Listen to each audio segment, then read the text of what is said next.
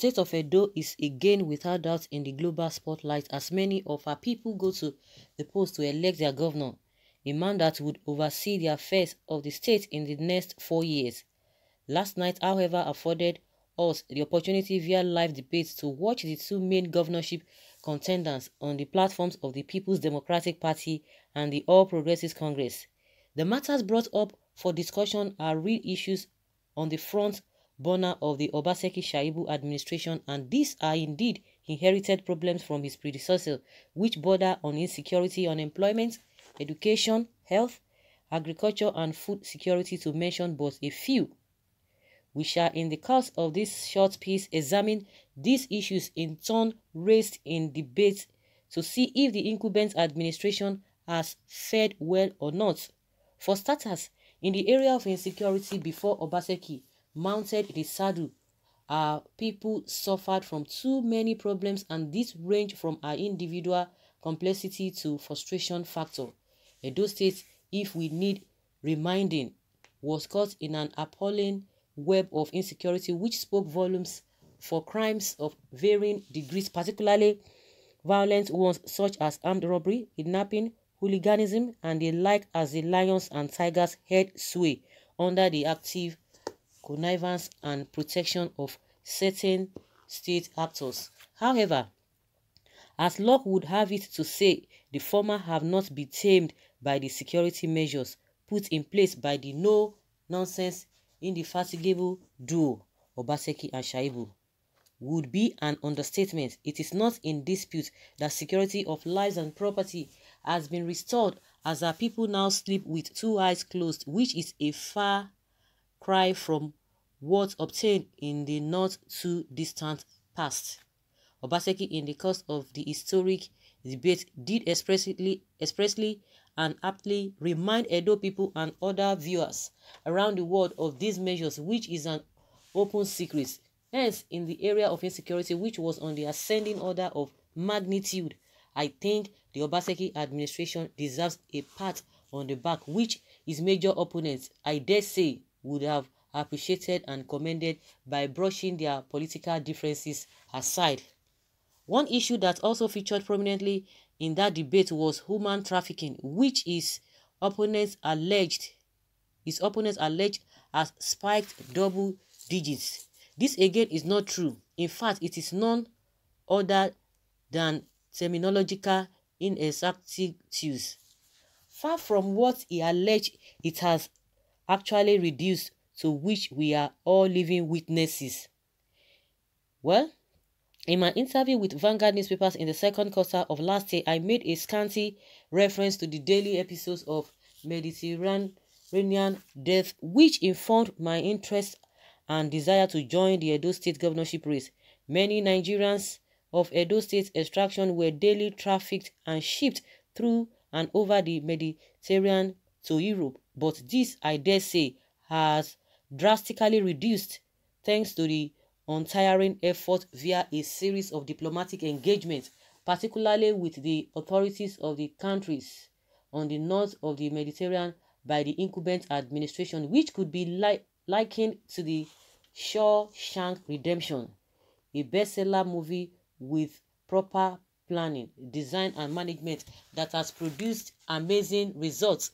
Frankly, I see a mass Ejira home of our people in foreign lands on the horizon, resulting from the redemption agenda being vigorously pursued and implemented by the Obaseki administration, which is in sync with my visions and ideas to regenerate Edo State as a gubernatorial hopeful. Reckless pursuit of personal aggrandizement via maddening desperation to get Edo State plum job being exhibited by Obaseki's major opponent is foreign to my nature and therefore nauseating. The welfare of our people transcends every other personal ambition, and it is only proper to throw in the towel and voice one's solidarity, support, and advice where and when necessary, as the person at the helm leads convincingly in the right direction, instead of reducing oneself to an unrepentant irritant to the government of the day. A piece of advice for the leader of the lions and the tigers. Obaseki's agricultural concept and initiative, a deviation from Nigeria's medieval agricultural template, marks him out as a competent technocrat and administrator. This, without doubt, has repositioned Edo State in the path of self-sufficiency in food production. I had a sweat time during my recent 3-week stay in Edo State before moving my teaming supporters at a low-key ceremony somewhere in Ego or an Oredo local government areas in Benin City, the Edo State capital, to support the Obaseki Shaibu ticket after collapsing my structures. Noteworthy during my stay in Benin City are the fresh food I enjoy with relish at a comparative low cost, unlike Lagos State, my so-called spiritual home, where the cost of food stuffs is increasingly becoming prohibitive. That is more than enough for one to contemplate a relocation home, as the various economic policies formulated and being painstakingly implemented by the incumbent governor is rapidly transforming our state to the proverbial lost city of El Dorado. Health, education, and sports also featured in the historic debate. The Obaseki's administration performance in these sectors cannot be dismissed with a tribal hand. It is not in dispute that its major opponents refused to acknowledge the feats recorded by Obaseki in these key sectors, which ought not to be after all. Caesar was near so much your enemy. Put differently, my dear pastor, fondly called POI, Obaseki was never so much your enemy, if I may borrow a rephrased hackneyed quotation from Shakespeare.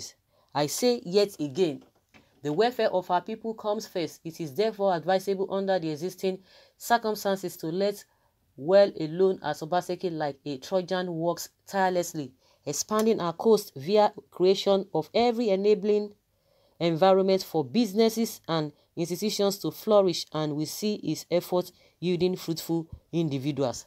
Last year, the reforms and innovations carried out by Governor Obaseki in the education sector gave him an award by the Nigerian Union of Teachers as the most education-friendly governor in Nigeria, and this he achieved by dint of handwork via quality learning through technology, teachers and students' motivation.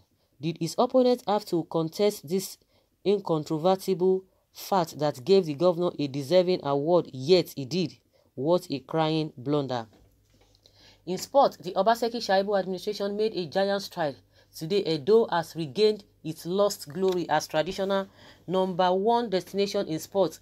During my visit to the government house in Benin City, on invitation by the Deputy Governor, His Excellency Right Honorable Philip Shaibu, in February this year, he did expressly tell me the measures put in place by the incumbent administration that revived sport in the state, and true to his claims, Edo State again is now a force to reckon with in the area of sports.